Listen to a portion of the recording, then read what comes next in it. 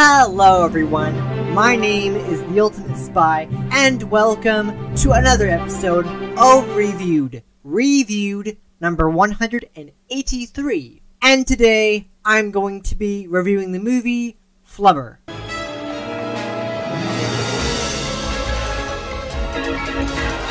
So, what did I think of Flubber? I liked it, just didn't love it. You know, it's kind of like a in-between kind of thing where I didn't hate it, didn't love it, thought it was okay, and it was okay. It was fine. Just probably not my favorite Robin Williams movie, but you know, I still enjoyed it for what it was. There were some problems with it, definitely. In this movie, Flubber, I remember it ages ago. I think I watched it like, I don't know, 10 years ago. It was a long time ago when I watched it. I don't remember when it was. But this movie is interesting. It's kind of fun. I liked it. The main idea of this film is that Philip, the professor, he has invented this goo, this elastic goo that basically makes his life easier.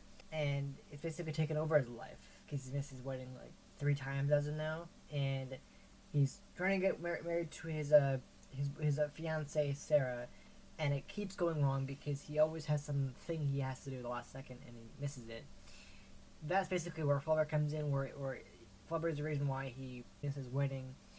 And he also invented it so he could save the college, because the college is in financial trouble. That's basically the idea of the film. And there are some things that I did not like about this movie. Some of them, like, there was actually a continuity error that I found that was interesting. But with Philip, played by Robin Williams, what's interesting about his character is that he forgets a lot. And because of that, like, what's interesting is that when he's gonna get married that night, Sarah, his fiancée, says tonight, 6:30 tonight, which means p.m. But Weibo, his robot computer AI thing, she tells him that it's actually 6:30 in the morning. That doesn't make any sense, because tonight would be 6:30 p.m. That's not in the morning. So I feel like there was either a continuity error or it was just Weibo not getting the date right, something like that. I don't know. I think it was because she didn't want him to get married. And Weibo is this, as I said before, it's basically this floating computer thing. And interestingly enough, when I first saw the movie, I was not sure who it was voiced by, and then I started to really think about it. And apparently, it is voiced by Jodie Benson, who also voiced Ariel in The Little Mermaid, another Disney film, except that one is actually an animated Disney film in the actual like feature films that Disney made. And this one, Flubber itself, is a Disney movie, but it's a live action film, not a remake, but just a live action film that Disney made and produced. I know a lot of them I've been watching and reviewing, but I didn't even know this Flubber was a Disney film. It just happened. Basically, what's interesting about Weibo is the fact that, well, not only is she a really cool aspect of the movie, and she's one of my favorite characters. I mean, technically isn't it, but it has a female voice and that it makes her a she, I guess. And what's interesting about her is the fact that, like, when she's trying to display emotions or what she's thinking, she has this little monitor that pops up, like, things from old, television serials or movies or even cartoons all over the place. It's really cool, like old stuff, or at least far back as like the 90s or whatever. Or even maybe the 80s. I can't remember when a lot of the movies came out, but it's really interesting to think about. I liked it a lot. I like the fact that she can display her emotions using her monitor, which is really cool. But one thing in the movie that was really interesting, and it kind of made you think that Weibo, she loves the professor Philip, and it's pretty obvious that she does. But like, what's even more so is that she actually projects this beautiful woman, and it's not herself, obviously. It's just like her as what she could be as a human. But what's interesting is that later in the movie, when Weibo dies, that woman that she makes, she sounds exactly like Weibo, and it's obviously, since it's the voice of Jodie Benson, it's not the same actress who plays her. And I'm thinking that it might be a lip sync that they did, because Jodie Benson, well, she was pretty young when she did Ariel, and this was like, what, almost 10 years later? I don't know when this was made. I think it was like 97 or something like that. Somewhere around that time. It was years after Ariel, but she was probably still very young. Probably not as young as Sylvia, the one that she projects. But basically, I was confused. I'm like, wait, is the woman that she projects, like, is that actually Jodie Benson or is that someone else? It turns out that the woman she made, Sylvia, is not actually played by Jodie Benson. She's actually played by a different actress entirely. And the scene where the professor is looking at the screen, seeing, what she looks like as a human, and then her voice is coming out of the woman. That is, I'm pretty sure, a lip sync, because it's not the same actress who actually voices Weibo, but a different actress, which is interesting. So it's like I'm pretty sure that it was just a lip sync, so it sounds like Jodie Benson is actually coming out of that woman. It's just very interesting. But yeah, I think the whole idea about that woman coming to life, like Weibo has this little scene where the professor is sleeping, and Weibo, because she's always loved the professor. She's not in love, but she's loved him. Kind of the best friend scenario kind of thing. And she makes us she creates a woman, this perfect woman basically.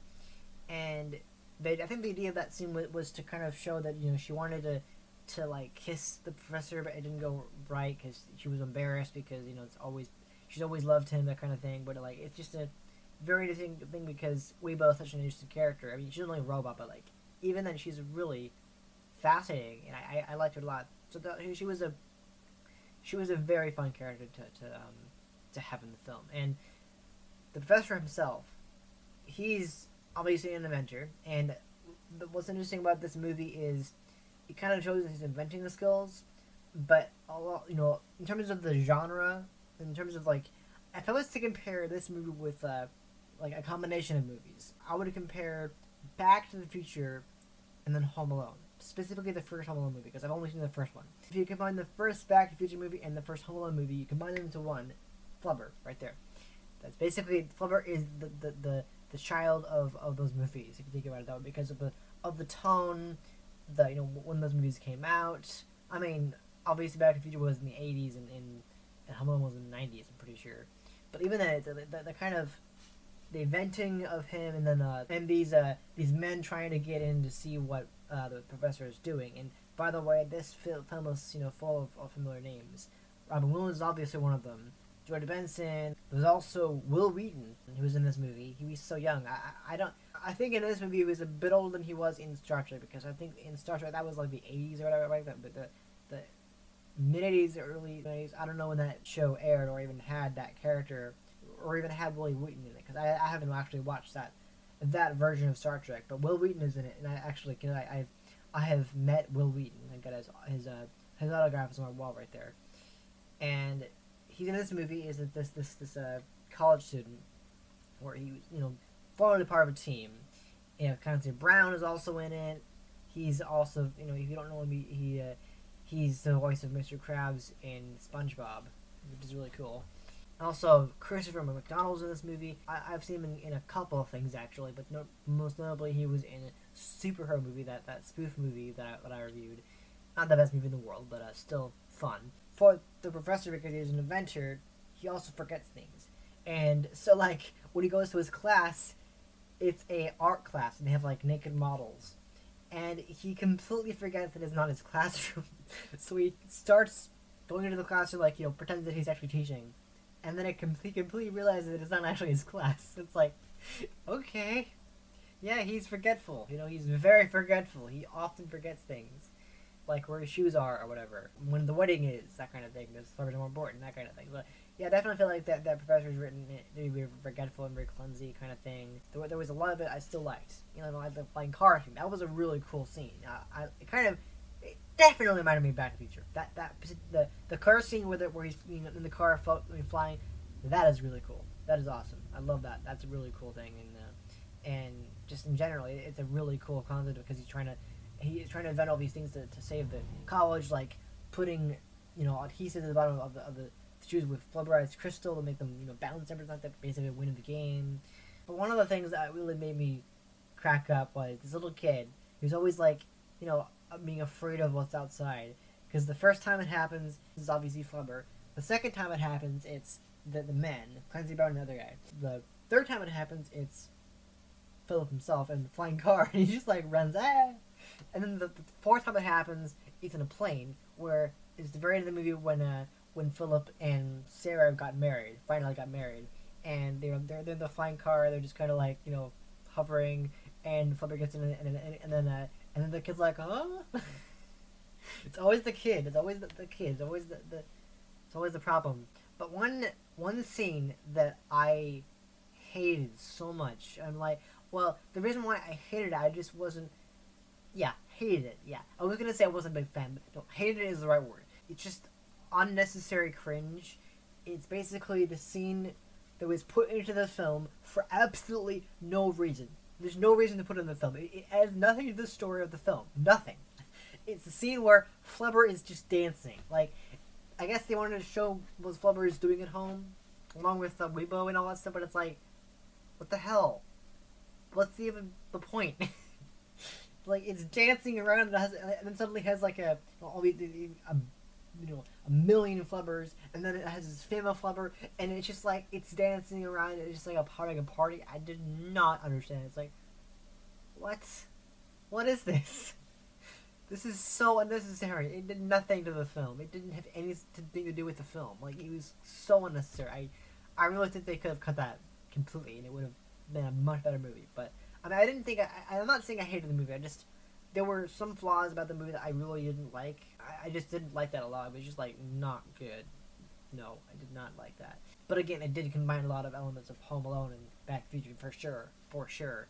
You know, flying car, inventing in general, that kind of stuff. You know, if you really look at Back to the Future and Home Alone, you really can think about where it came from. That's not the exact same story, you know, but there are elements that are used for sure. But that's pretty much all I'm gonna say about Flubber. I liked it, but I didn't love it, so that's basically all I'm gonna say. Really, it's just I think that the best part of this movie probably is the flying car. To be honest, it's probably my favorite aspect. Weibo should be because she's a computer, but definitely the flying car because it's all flubberized and everything like that. But Weibo does unfortunately die at the end of the film, but her daughter Weebette basically becomes the new version of Weibo, basically like a Weibo 2.0, which is really cool. So yeah, it's just, you know, it's funny. It has some pretty funny moments, but yeah, in general, I liked it for what it was. So that's pretty much all I'm gonna say about Flubber. I'm gonna leave this movie with a 5 out of 10.